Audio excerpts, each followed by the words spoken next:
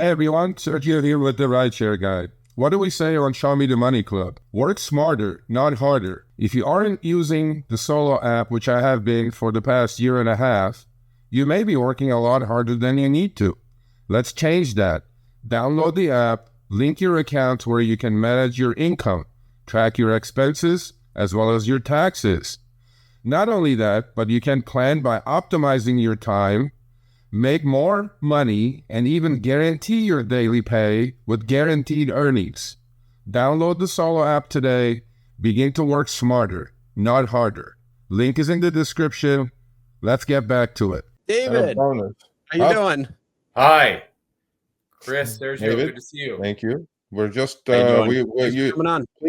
Please this today. Watch the start of the show today, if you don't mind. You know, when you have some time.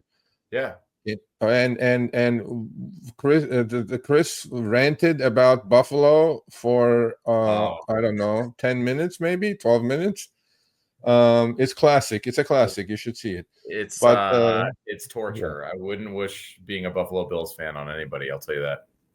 Well, are you boycotting the Super Bowl too? Because Chris is boycotting the Super Bowl. Oh, I don't. Yeah, no, I'm not watching that Super Bowl. No way. No way. It's rigged. It's all rigged here, Sergio. It's all rigged. Up. That's the word he used. That's the word he used. The NFL, if you would just let the players play and the best teams win, the story's there and people would watch. But no, they want to go with crybaby Patty. Don't feel. I'm not feeding that monster. No way. You know. Yeah. There you go. All right. So thank you for making it. I know you were supposed to be on last week. I appreciate it. He's active lawyer, so he's got court. Yeah, no, and I appreciate everybody's flexibility last week. I love your guys' show. So thanks for having me on, and sorry again for not being able to make it last week. Oh, no worries. And then so we're gonna let you go and give us the latest on. So me and Chris, we did actually interviews about it. Maybe you saw it or not, but we have a little bit of a differing opinions on it. But then I read your beautifully done opinion piece, and well done. So if you guys, maybe in a few minutes, you can give our audience a synopsis of your opinion on this matter where Uber is suing to not to kill, but to halt the transparency bill, SB 75. Yeah. So, Colorado last year passed pretty basic transparency protections for that are serve rideshare drivers and riders. And the core of those protections involve the companies having to disclose how much of the rider's fare is actually paid out to the driver, right? Like really basic transparency. We've heard what I'm sure that lots of your audience sees all the time, which is that even as rider pay, fares have gone way up. Driver pay, for the most part, has not. Has stagnated. Has gone down in certain contexts. It is imperative at the very least that Uber discloses its price gouging, right? Which it, by the way, right, it's achieved massive market power, outrageous market power over the last decade.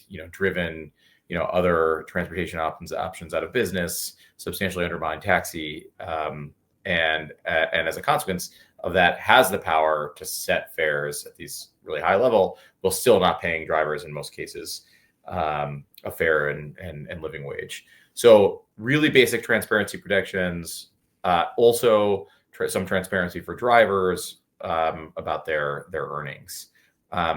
The companies Uber and Lyft negotiated with drivers, with Colorado Independent Drivers United, during the course of the legislative process. And ultimately, because drivers had been told that there wasn't a path to passing anything unless they came to a deal with the companies, or at least until the companies got on board, the companies got on board. The companies said that they had nothing to hide. The companies said that they could comply with the transparency requirements. Fast forward several months, and a couple of weeks before the law is supposed to go into effect on February 1st, and Uber and Lyft are supposed to make these disclosures, they run into court and they try to halt the legislation by arguing fundamentally that the First Amendment protects their right not to disclose this information, or that the First Amendment, that it violates the First Amendment for the state to require them to make these disclosures. That's a pretty extreme legal argument, right? This is not like political speech here, right? This is not like, Uber or some private individual saying who they're going to vote for, right? Or expressing some other, kind of speech that's at the core of our free speech protections. This is what we call this is commercial speech, right? This is like how the representations you make in the marketplace to your workers and to your customers. And not just that, all the law requires is they make truthful disclosures, right, about what they're actually doing, about what drivers' earnings actually are, right? We're very familiar, right, with all kinds of laws that require companies to make disclosures, right? It's like tobacco companies, they've got to put warning labels right there on cigarette packaging, right? This happens all the time. And in this case, the transparency here would serve really important interests, like all the interests that the state had in mind when it passed this legislation, right? Like the interests of making sure that riders knew how much of their money was going to drivers, so they could decide how to tip, they could decide how they wanted to spend their money, who they wanted to do business with. It could create opportunities for new market entrants to come in, different companies to come in and say, hey, look, we're charging the same amount, but we're paying our drivers more, right? Whatever, right? Like this forces the kind of transparency that we should have in a marketplace if we want the marketplace to work. So the Uber runs into court, makes those arguments, and tries to halt the legislation from taking effect. At least as of this afternoon, the court had not yet ruled, but we expect a ruling on the preliminary injunction before Friday. I think the thing that I just want to highlight here is how, in my mind, absurdly hypocritical it is for Uber to try to play these legal games, right? I mean, fundamentally, the core thing is that Uber denies drivers and riders all the time the right to go to court to sue it for just about anything, and yet it has no problem running into court, whining about legislation that it worked on, right, over the course of several months in the legislature. Yeah, I mean, they had a year almost to do this, and then last hour, they go in and try to do this. Number one, I read the 51 pages of the complaint or the lawsuit, whatever you want to call it. There was so many frivolous things in there that I'm not a lawyer, I'm not a legal scholar, but it just common sense was thrown completely out of the window when it came to this lawsuit. And there are some questions, though. I want to ask you one question, which I did get quite a bit, because I am 100%. If you may know, I had spoken to Senator Priola. In fact, I had interviewed him on the channel, who was the sponsor of this bill from Colorado. And I had a meeting. I was in Denver about a year and change ago, and we met in person, and I kind of educated him a little, because I believe a lot of legislators don't have a clue when they write laws, that they don't even understand the business, write laws about rideshare. Okay. But long story short, the year before, he was the one that killed Stephanie Vihil's bill. And the year after, he happened to be the sponsor of this transparency bill.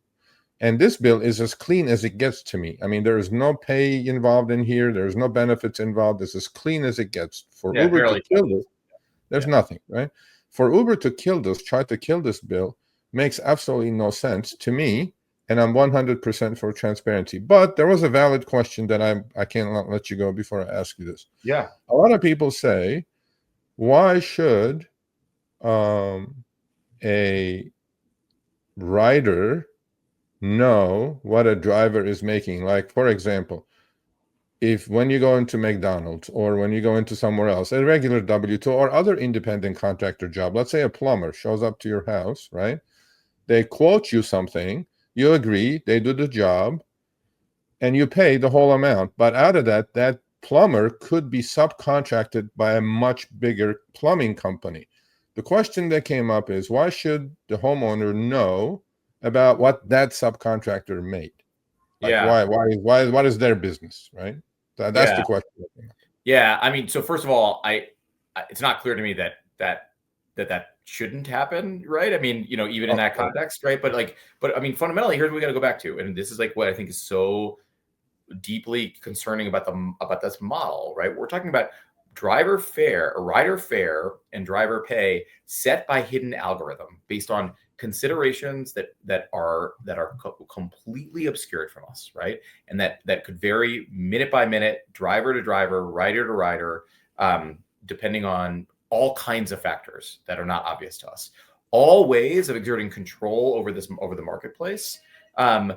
Well, of course, disclaiming responsibility. You're saying we're just a platform. All we are is a platform for connecting, but we're going to exert all kinds of control over both sides of this purported platform. I think in that context in particular, especially because what we know is happening is that they're jacking up rider pay even as rider fare, even as driver pay is stagnating or going down. I think in that context is especially important, at the very least, right? That both sides of this purported platform know what this company is doing, right? A little bit of transparency, right, is absolutely essential to understanding, to exposing the hidden algorithms that these models use to control both riders and consumers. The other thing I'll say is that, and I think this is like something that I think is probably familiar to everybody, a lot of this business model here, and we hear this all the time from drivers who say that, riders are really pissed off about how much money we're making, right? Or, very often what we see is like how riders and drivers are pitted against each other in sort of day-to-day interactions and in legislative fights, right? When we talk about driver pay, for example, the companies will say, well, if we have to raise driver pay, that's going to become unaffordable for riders. What we know is actually happening, right, is the company is hiding its take rate, the amount that it is taking from each of these transactions. It's profiting off of the sort of hidden algorithms that it uses to set pay and wages. And the just merely exposing that is some minimal level of accountability, for an algorithmic system of control that operates entirely in the shadows. So that's the policy reason. What I'll say is that, putting aside the policy reason, the Colorado legislature made a decision that this was the policy that that would serve the people of Colorado, both drivers and riders, supported and pushed for by drivers' organizations in Colorado. And so, putting aside whether or not you agree with the policy, it's deeply disturbing to think that this powerful corporate interests would run into court to weaponize the First Amendment in order to undermine worker and consumer protections, and to do so at a time when courts are stripping human beings, like people, of all kinds of basic rights. But corporations, and when they take away our right to go to court at all for anything, right? But corporations, meanwhile, can take away the rights of riders and drivers to sue it for wage theft, for consumer fraud, for all kinds of things. So like fundamentally, we're talking about a legal system that's rigged, that Uber has helped to rig. And I think it's really essential that we see this for what it is, as something that hurts riders and hurts drivers, and that we appreciate that we all share this common and shared interest, whether you're a driver, a rider, or both, in some minimal level of transparency, and some minimal level of sunshine on these algorithms. So yeah, and one last thing, if I may add, is this, that I think in this lawsuit, Uber seems like it cares more about optics than transparency and people's rights to know. They go like, oh, well, they're going to think we don't pay we exploit our drivers. They're going to think we don't pay. Uber, we're smart. We figure it out. We can figure out math, right? And don't worry about that part. But Uber has this thing that, our perception may be in the toilet after this passes. Yeah. I'm going like, no, actually your perception may go through the roof that you're transparent. Totally. I'm on a show. This is my daughter. Yeah, okay. Well, say hi to your. Yeah. You want to say hi to them? This is Sergio and Chris. I'm on a show. Yes. I'm gonna run shortly here, but 100%. What they say is like, one of the reasons they say the purpose is to shame them, right? Yeah. Here's what would shame them. Here's the only thing that would shame them. We do it every week. Exactly. Yeah. Well, come check out your show. Exactly. They say the purpose is to shame us because the public will see how little we're paying our drivers and how much we're charging our riders. Yeah. Damn freaking straight, that's the purpose. The purpose is to shed a little bit of light on the corporate on Exactly. right? To serve the interests of a competitive marketplace and to serve the interests of drivers and riders, right? That like nothing about that, right, is inconsistent with the First Amendment. So, anyways, thank you for coming on. Really Thank appreciate everybody, and everybody should stay safe out there. We appreciate you. Thank you for doing it. Sorry about the Bills. Now, I told Chris this. I'm going to tell you too. Now, I know you're a huge Buffalo Bills fan. After this year, I was just a temporary Buffalo Bills fan for the year, but now I'm a lifelong Buffalo Bills fan. Oh, that's good. That's good. Maybe this is when you should be getting out of here, Sergio. Maybe you shouldn't be messing around. There you go. No. I'm going to stick good and bad. Right. You'll get one someday. All right, Sergio, Chris, good to talk to you guys. We'll talk soon. All right, thanks, David. Thank you. I appreciate it. All right, thanks for watching. That short little clip was from our live stream, Show Me the Money Club with Sergio and myself, Tuesdays, 6 p.m. Eastern, 3 p.m. Pacific. Make sure you subscribe, turn on all notifications so you get notified when we go live, as well as all of our awesome content.